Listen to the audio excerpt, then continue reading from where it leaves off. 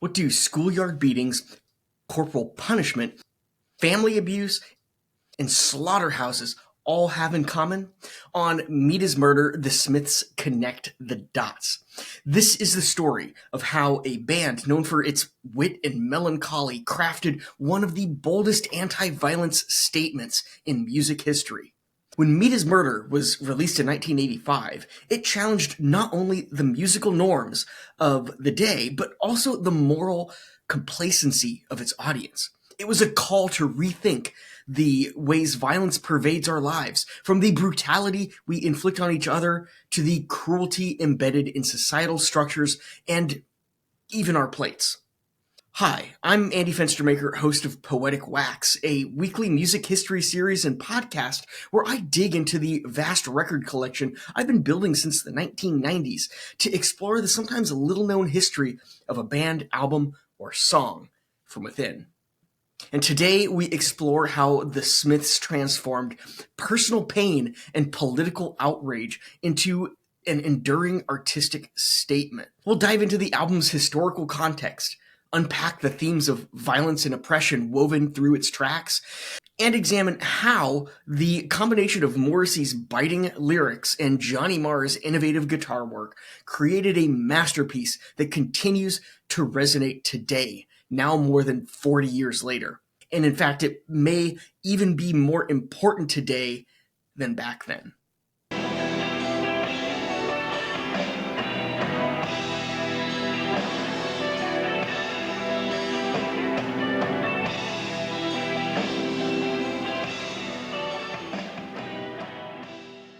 The mid-1980s was a tumultuous time in the United Kingdom. Margaret Thatcher was at the height of her power, and her policies had left deep scars on the country.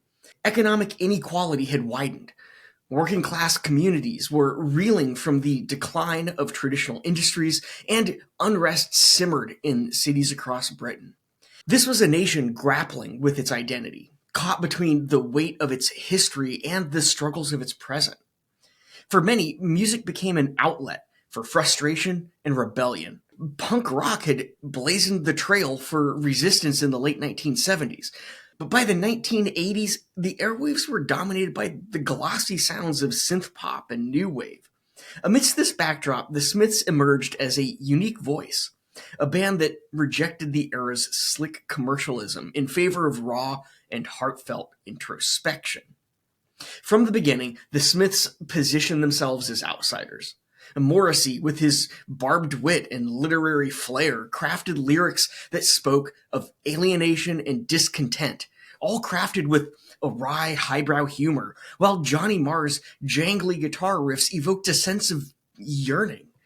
Together with bassist Andy Rourke and drummer Mike Joyce, they created a sound that felt timeless, blending the melodic sophistication of 1960s pop with the unvarnished honesty of post-punk. By 1984, the Smiths were on an upward trajectory. Their self-titled debut album had introduced the world to songs like This Charming Man and Hand in Glove, tracks that captured both the romanticism and despair of life on the fringes. The critics who praised the album loved their originality, and a loyal fan base began to form. Yet, for what successes they did achieve with their debut, the band wasn't interested in resting on their laurels. When it came time to record their second album, the Smiths were ready to take greater risks. They didn't want to write just good songs. They wanted to make a statement. I mean, the Smiths have always been about making a statement, subtle or not. With Meat is Murder, they found their vehicle. The album would be bolder, darker, and more confrontational than what they had created thus far. The combination of artistic ambition and societal consciousness would set the stage for a record that dared to ask difficult questions and challenge listeners to confront uncomfortable truths. The boldness of Meat is Murder begins with its title and album art. From the moment you see the cover, it's clear that the Smiths are making a bit of a statement. The album's artwork features a black and white photograph of a soldier, borrowed from Emile d'Antonio's Vietnam War documentary In the Year of the Pig. On the soldier's helmet, the original inscription, "Make War, Not Love," has been replaced with the album's title, "Meat is Murder." That image is of American Marine Corporal Michael Wynn, who was never asked permission by the Smiths to use the photo. Kind of a theme with some of their albums and singles. Wynn wasn't too happy that the words had been changed. The image, though, is striking and confrontational, forcing the viewer to grapple with the connection between war and industrialized killing of animals. It subverts traditional notions of heroism and morality, turning a symbol of military pride into a canvas for anti-violence advocacy.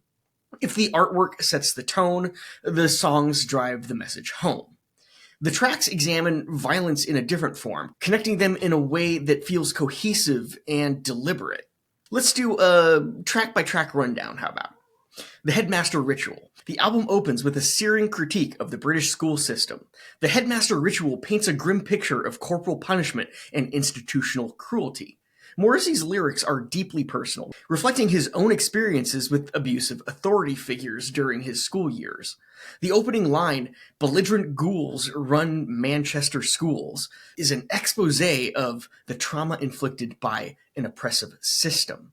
The jangle in Johnny Marr's guitar lends an almost ironic beauty to the song, juxtaposing the brutal subject matter with melodies that feel wistful and longing.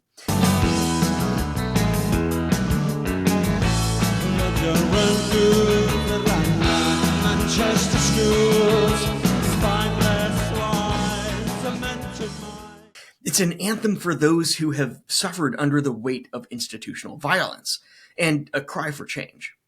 From the schoolyard, the album moves to the streets with Rushholme Ruffians.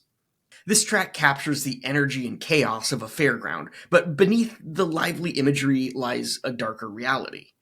The lyrics hint at violence and desperation lurking just beneath the surface of youthful rebellion. It's a portrait of working-class life where fun and danger are often intertwined. The song's rockabilly-inspired rhythm mirrors the unpredictability of the setting, creating a sense of both excitement and unease. I know I walk home alone, I might walk home alone, but my faith in love is still about. Okay. Few songs confront domestic violence as unflinchingly as Barbarism Begins at Home. Over a hypnotic, funk-driven bass line by Andy Rourke, Morrissey delivers a devastating critique of child abuse and the cyclical nature of violence within families. He repeats the refrain, "A crack on the head is what you get for not asking," which is immediately followed by, "And a crack on the head is what you get for asking." And this captures that chilling normalization of brutality in some households where the victim just can't win. The contrast between the song's danceable groove and its harrowing lyrics underscores the insidious nature of this violence.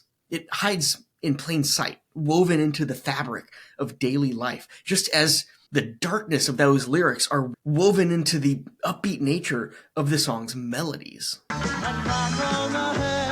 Just what you get, why? Because of what you are, and a crack on the head.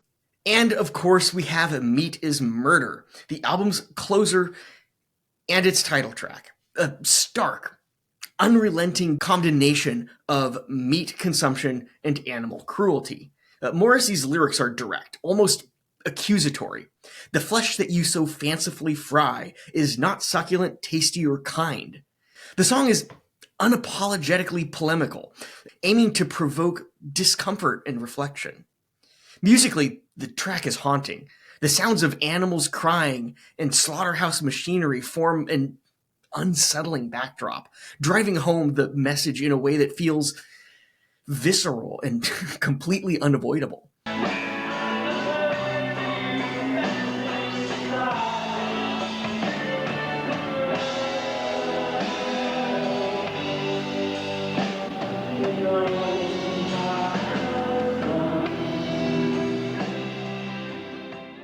Morrissey's vocal performance is mournful and defiant, making it impossible to dismiss the song as mere rhetoric.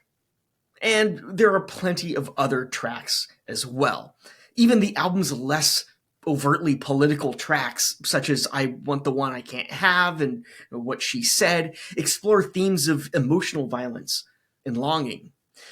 Together, they contribute to the album's overall narrative, painting a picture of a world where cruelty exists not only in grand societal structures, but also in the intimate struggles of everyday life. Each of these songs tackles a different form of violence, yet they feel completely interconnected, as if the Smiths are mapping out a web of cruelty that spans from the personal to the institutional to the global. With Meat is Murder, the band challenges listeners to see the connections between these forms of violence and consider how we might be able to untangle them.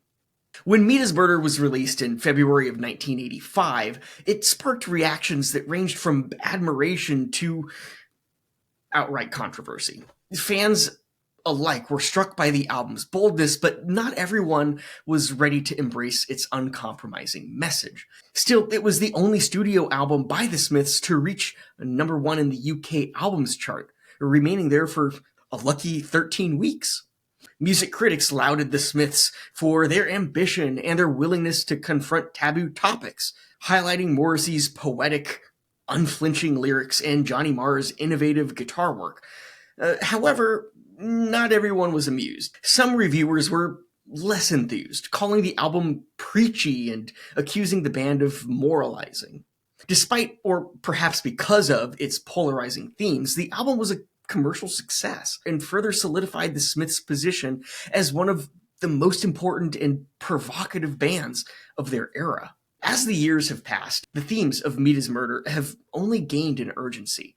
Issues like animal rights, child abuse, and institutional cruelty remain at the forefront of societal conversations. In many ways, the album feels ahead of its time. Its message is more relevant than ever in an era of increasing awareness and activism, where violence seems to reign supreme, and at least here in the United States, gun violence. Yet what makes Meat is Murder endure is not just its topical relevance. It's the passion with which the Smiths delivered their message. The album challenges its listeners, refusing to let them remain passive. Whether you agree with its stance or not, Meat is Murder forces you to confront some uncomfortable truths, making it one of the most compelling and enduring records in rock history. One of the most remarkable aspects of Meat is Murder is how the Smiths tackled such weighty issues without losing their artistic identity. They achieved this by balancing provocation with poetry, creating a work that felt as personal as it did political.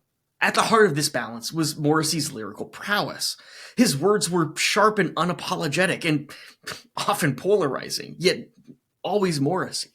And they were always rooted in a sense of deep humanity. Whether he was singing about the cruelty of schoolmasters or the horrors of factory farming, Morrissey imbued his lyrics with a sense of vulnerability that invited listeners to reflect rather than simply react. His ability to channel personal pain into universal messages gave the album its emotional depth.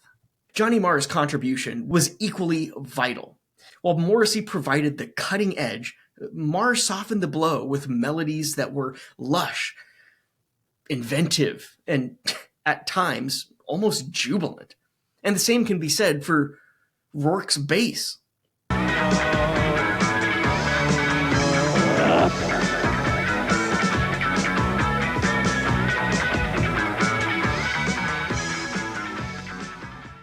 Tracks like the Headmaster Ritual paired biting lyrics with shimmering guitar lines, creating a tension that made the music both approachable and profound. Marr's genius lay in his ability to elevate heavy subject matter with a sense of beauty, ensuring that Meat is Murder never felt like a lecture, but rather a heartfelt plea. In some ways, it lessens the full impact of Morrissey's wordplay, broadening the reach of those messages with pretty catchy melodies.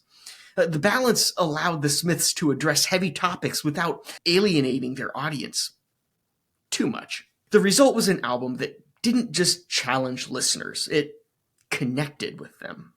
This influence and this approach can be seen in countless artists that followed. Bands like Radiohead and The National and even modern indie acts like Phoebe Bridgers have drawn inspiration from the Smiths' ability to marry activism with artistry. Their willingness to tackle uncomfortable truths again and again while maintaining a strong emotional core remains a blueprint for how music can inspire thought and change. At its core, Meat is Murder is a call for empathy, resilience, and resistance. It's an album that asks its listeners to see the connections between the personal and the political, the individual and the systemic. Whether addressing institutional abuse, domestic violence, or the ethics of eating meat, the album's message is clear. Cruelty is not inevitable. It's a choice. And that choice is something we must confront, not just as individuals, but as a greater society. The title track's haunting refrain, "It's death for no reason, and death for no reason is murder," lingers long after the music fades. It's a stark reminder of the album's central thesis, that violence in all its forms is a moral failure. But Meat is Murder isn't just an album of despair. It's also a beacon of hope. It invites us to imagine a world where compassion triumphs over cruelty, where systems of violence can be dismantled, and where art can play a role in creating a better future. Now, more than 40 years after its release, this message is more important than ever.